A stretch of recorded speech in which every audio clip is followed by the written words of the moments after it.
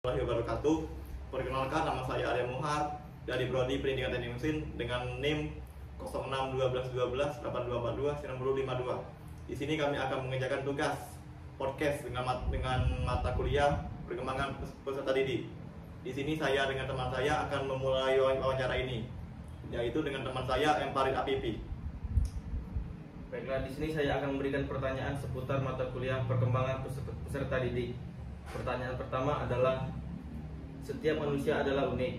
Manusia diciptakan dengan berbagai perasaan dan perbedaan masing-masing yang membedakan dengan manusia lainnya. Budi adalah seorang siswa yang masuk ke SMK di kotanya tinggal. Siswa tersebut memilih masuk SMK karena saran dan pertimbangan dari keluarga. Alasannya adalah setelah lulus, maka akan mudah untuk mendapatkan pekerjaan. Keluarganya termasuk keluarga yang kurang mampu, sehingga akan kesulitan ketika ia mau melanjutkan ke jenjang pendidikan yang lebih tinggi. Di sisi lain, sebenarnya ia tidak berbakat di jurusan SMK. Ia berbakat di bidang komunikasi. Untuk masuk sekolah komunikasi memerlukan biaya yang tidak sedikit, dan sekolah tersebut ada di luar kota. Sebagai seorang pendidik, solusi apa yang akan Anda berikan kepada Budi sehingga dia bisa menerima keadaan ini dan memaksimalkan potensi yang ada pada diri Budi? Jadi setiap manusia itu kan berbeda, dari mulai perasaan, pemikiran ataupun tingkah laku. Ya. Jadi kita sebagai selaku pendidik atau guru, kita itu mampu untuk membuka potensi suatu anak. Karena setiap anak itu tidak mungkin kita sebagai pendidik tahu bagaimana potensi anak itu. Jadi kita sebagai pendidik itu mampu membuat lingkungan belajar yang bagus, atau mampu juga untuk membuka potensi anak itu. Mungkin dengan cara kita berinteraksi dengan mereka, bertanya dengan keadaan mereka apakah ini memang jalan yang dia pilih atau bukan. Jadi kita selaku pendidik itu mampu untuk membawa anak ini menunjukkan potensinya. Meskipun ini bukan jurusan yang dia pilih, kita ini mampu untuk mengajarkan mereka. Mungkin mungkin dia tidak punya skill awal, tapi kita juga harus bisa memberikan dia ilmu ataupun hal-hal lain yang tidak dia dapat sebelumnya. Dan dia pun mungkin sekarang di Indonesia mungkin dari keluarga Budi tadi tidak mampu untuk menyekolahkan Budi di sekolah ataupun pendidikan yang lebih tinggi. Nah, itu yang dimasalahkan di Indonesia. Jadi di Indonesia ini banyak program beasiswa, mulai dari kartu KIP atau kartu Indonesia Pintar ataupun beasiswa lain. Mungkin Budi bisa ke arah yang di sana, atau lebih ke mencoba hal mencari beasiswa kayak gitu kan. Ya, kalau dia mau yang komunikasi itu dia bisa daftar beasiswa ya kayak gitu. Mungkin bisa mendaftar beasiswa kan, kalau dia ingin melanjutkan ke program atau pendidikan yang lebih tinggi. Mungkin itu saja mungkin solusinya. Oke, baik, kita akan lanjut ke pertanyaan kedua. Seorang siswa, sebut saja namanya Andi, merupakan seorang siswa SMK di sebuah kota besar di Pulau Sumatera. Ia merupakan seorang yang memiliki bakat di dunia teknik. Hanya saja ia orangnya tidak percaya diri, pemalu, overthinking. Ia selalu ragu akan keputusan dan tindakan yang ia buat. Ia takut keputusan yang ia buat akan ditolak oleh orang lain. Sebagai seorang pendidik, solusi apa yang akan Anda berikan kepada Andi sehingga dia bisa menerima keadaan ini dan memaksimalkan potensi yang ada pada dirinya? Jadi itu bisa dibilang mental health atau yang dibilang mental kacang lah untuk generasi Z ini kan. Ya. Jadi kebanyakan Gen Z ini mereka itu takut untuk membuka potensi mereka dengan tentang apa yang mereka capai, takut ditolak atau takut penilaian itu tidak maksimal, atau takut dengan kritik dari orang lain kan. Ya. Kebanyakan seperti itu, karena itu mungkin mulai dari orang tuanya, atau orang tuanya tidak pernah memberi kepercayaan kepada mereka. Tapi hal seperti itu harus dimulai dari keluarga, karena keluarga lah yang paling awal memberi kepercayaan kepada anak. kita selaku pendidik juga tidak harus memarahi anak itu karena ataupun tidak sesuai dengan keinginan kita kan. Jadi itu kita tuh harus peduli lah, atau harus menerima tentang apa yang telah dicapainya, ataupun itu belum maksimal ataupun maksimalnya kita harus apresiasi, karena itu akan menjadi awal pokok perjalanannya kan. Ya, ya. Karena kepercayaan itu dibangun kan, bukan dari pengakuan kan. Ya, ya. Harus dibangun. Mungkin seperti itu saja. Baiklah, pertanyaan ketiga ialah siswa SMK cenderung bersemangat ketika belajar yang bersifat praktikum atau praktik. Sedangkan ketika teori siswa menjadi kurang bersemangat, apalagi yang menggunakan hitung-hitungan. Ada pepatah, teori tanpa praktik lumpuh, praktik tanpa teori buta. Hal ini menegaskan bahwa pentingnya dua hal tersebut. Jelaskan bagaimana cara Anda sebagai pendidik membuat strategi pembelajaran yang dapat memotivasi siswa untuk membuat pembelajaran menyenangkan bagi peserta didik agar pembelajaran teori dan praktikum dapat diikuti oleh siswa. Jadi ini lebih ke SMK ya. Ya, Jadi kebanyakan siswa itu lebih suka ke praktikum daripada teori. ya betul. Jadi bagaimana teori dengan praktikum itu, mereka itu sejalur ataupun bagian yang tidak bisa dipisahkan kan? Ya betul. Karena apa yang dikatakan tadi kan, teori tanpa praktikum itu lumpuh kan? Ya, Jadi materi itu butuh untuk awal mahasiswa atau siswa, karena untuk pengenalan dari materi ataupun cara pembelajarannya. Karena tidak mungkin langsung ke praktikum. Karena praktikum itu lebih sudah ke praktek kan? ya, Jadi selaku saya sebagai pendidik, mungkin hal ini juga harus karena ini banyak terjadi di Indonesia kan, ya. yang dimana kita tahu kan lingkungan anak STM itu keras, Ya, susah dididik ataupun suka mereka kan, gitu kan. Ya.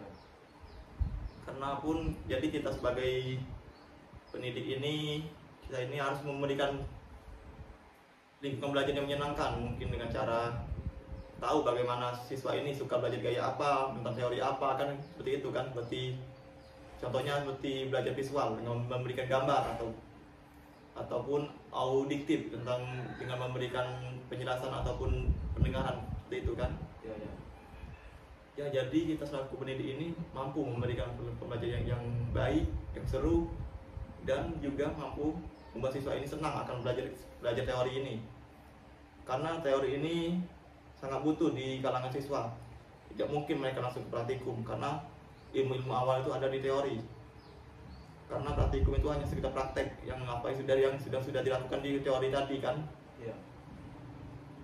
Jadi hal seperti ini tuh terawat terjadi di Indonesia kan, yang dimana kita tahu SMK ataupun STM di Indonesia ini banyak seperti itu, mulai dari siswanya yang bermasalah, suka tawuran, seperti itu kan. Ya, ya, betul. Jadi kita nih sebagai pendidik mampu lah untuk mendidik siswa itu ataupun memberikan perubahan terhadap sekolah tersebut.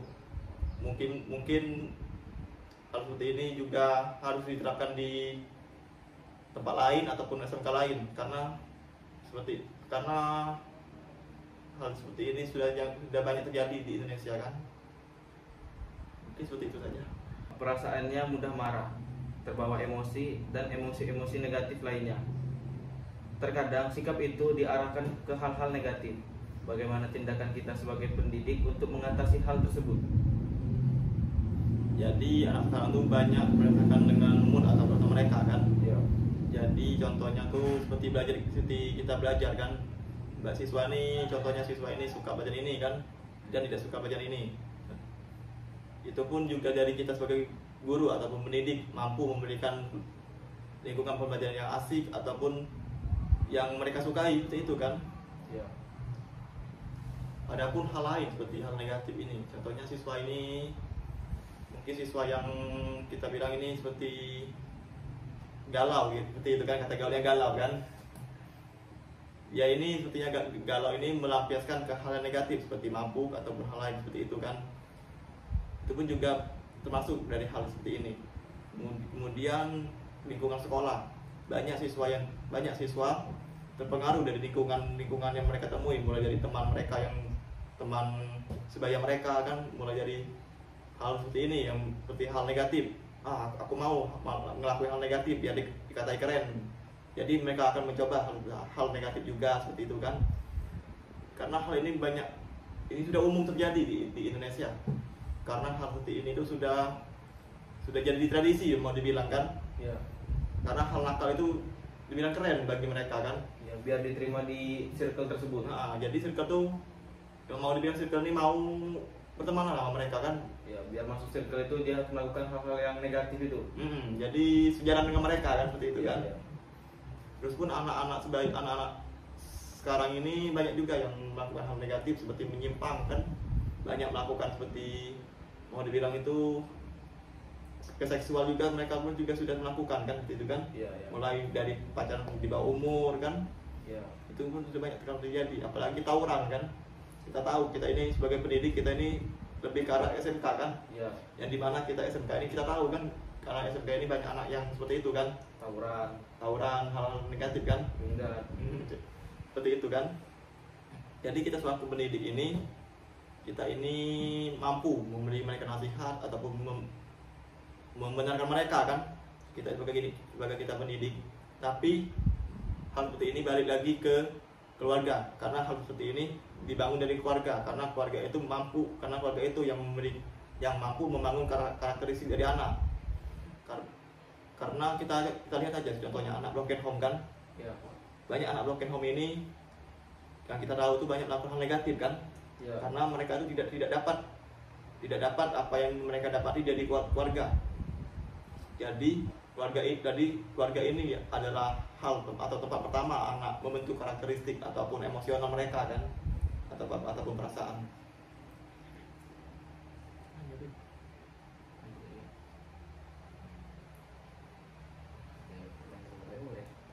Mungkin kita contohnya kita ada teman yang mungkin saya juga punya teman yang seperti itu kan, yang dimana keluarganya mau dibilang itu tidak mampu ataupun tidak akur kan, retak mau dibilang kan ya, keluarganya sudah retak ataupun dia broken home kan. Jadi saya lihat teman saya ini juga banyak melakukan hal negatif karena apa? Karena dia tidak dapat dari keluarga. Mungkin dia melakukan hal negatif ini, dia dapat apa yang sebelumnya yang tidak ia dapat. Mungkin seperti itu kan. Jadi tapi hal seperti ini balik lagi ke pemikiran mereka, karena setiap orang itu memiliki pemikiran yang beda-beda. Mungkin pun kita sebagai pendidik juga hanya bisa mampu untuk membenarkan mereka, tapi kita tuh hanya sekedar pendidikan. Kita tuh hanya mampu untuk memberikan ilmu, pendidikan ataupun membenarkan mereka. Tapi hal seperti ini balik lagi ke keluarga, karena hal paling utama di sini adalah keluarga yang mampu membentuk emosional anak. Jadi di sini kan kita sebagai itu tenaga pendidik, bagaimana cara mengatasi hal tersebut bagi anak-anak yang sering melampiaskan emosinya ke hal-hal negatif? Bagaimana solusi Anda sebagai itu tenaga pendidik? Mungkin saya sebagai tenaga pendidik ini saya akan mampu melakukan pendekatan dengan anak tersebut kan ya. Dengan bertanya apa masalah dan sebabnya kan, dan mampu memberikan mereka pencerahan ataupun bagaimana sebaliknya pun seperti itu kan ya. Bagaimana kita melakukan pendekatan dengan kita bertanya apa yang tadi kan, apa masalahnya kan ya. Mungkin hal seperti itu juga mampu untuk memberikannya kesenangan ataupun kelegaan seperti itu kan. Jadi dia dapat melampiaskan emosinya kepada kita dengan cara bercerita ya? Seperti itu. Dan kita sebagai pendidik pun juga mampu memberikan anak itu bagaimana dampak dari hal negatif itu kan, bagaimana dengan masa depannya gitu kan. Karena hal negatif itu sangat merugikan, mungkin tidak terasa di hal seperti ini kan, Ya. Tapi setelah ini mereka akan merasakan apa yang telah dilakukannya dengan hal negatif itu kan. Mungkin seperti itu saja.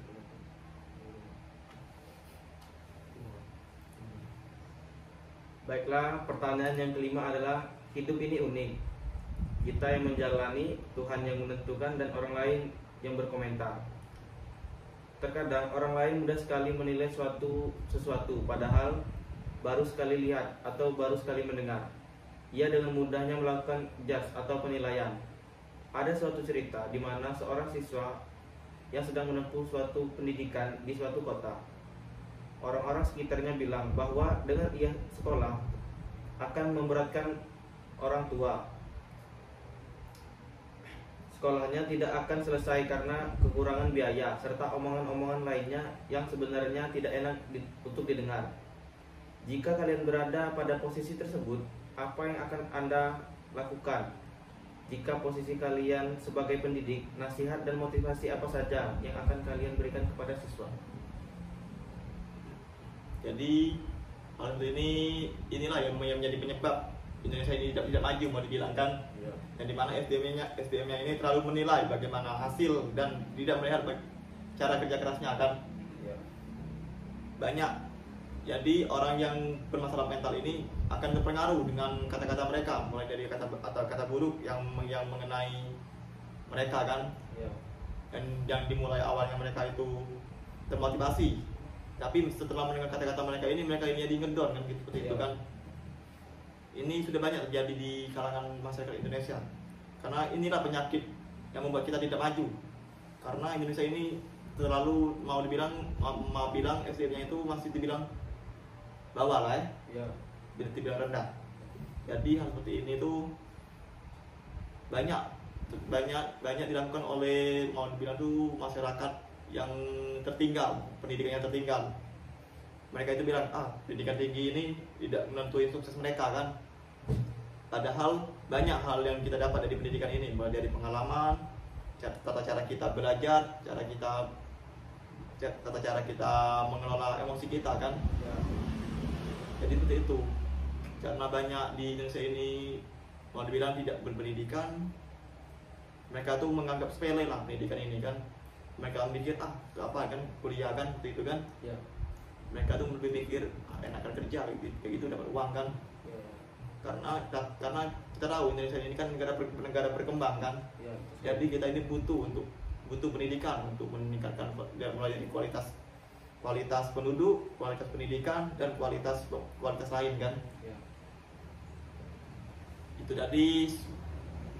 Itu pun pertanyaan dari bagaimana saya sebagai pendidik kan memberikan motivasi. Jadi saya selaku pendidik ini akan memberikan motivasi dengan bilang apapun yang dibilang dari orang itu tidak perlu didengarkan, karena orang lain tidak akan menentukan masa depan kita, melainkan akan menghambat cara pengembangan kita kan. Menghambat proses kita gitu. Dimana kita terlalu memikirkan perkataan mereka ini, kita akan terbilang terlambat lah ya. Menghambat proses kita. Terlambat seperti itu. Jadi motivasi saya itu jangan didengarkan lah. Cukup fokus apa yang ingin kita tuju, yang ingin kita dapatkan. Karena mendengarkan kata mereka itu tidak akan memberikan dampak bagi kita. Itu apa didengarkan kan, seperti itu kan? Mereka hanya memberi judge kan. Mereka hanya ingin melihat hasil, tidak ingin melihat prosesnya. Mereka itu mau dibilang tuh iri lah, itulah ya. Jadi untuk apa harus didengarkan? Mungkin saya sebagai pendidik, saya akan memberikan siswa saya itu motivasi. Mereka itu harus sukses tanpa harus mendengarkan kata-kata orang.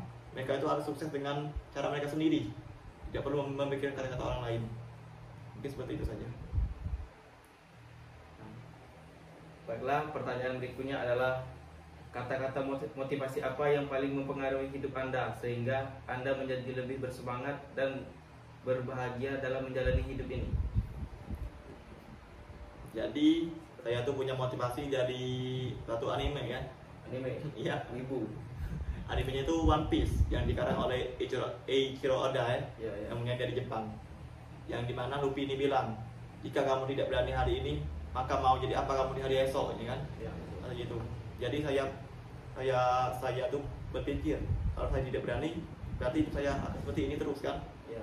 Jadi saya mulai belajar dari motivasi ini untuk belajar lebih berani dan mampu mengambil keputusan kan? Ya. Mungkin seperti itu saja. Mungkin sekian wawancara yang kami lakukan atau podcast di mata perkuliahan perkembangan peserta didik. Saya akhiri, wassalamualaikum warahmatullahi wabarakatuh.